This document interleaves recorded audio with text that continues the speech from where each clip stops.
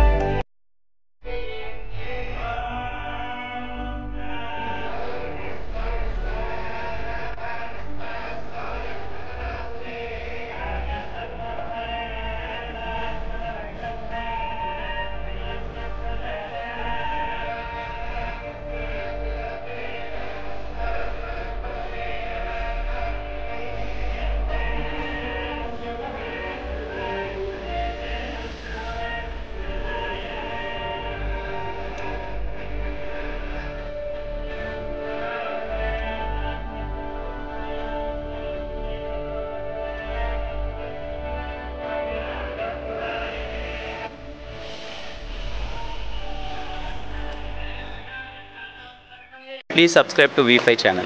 Thank you. Please like and subscribe to V5 News. ఇలాంటి మరిన్ని videos కోసం మా ఛానల్ ని సబ్స్క్రైబ్ చేసుకోవడం మర్చిపోకండి.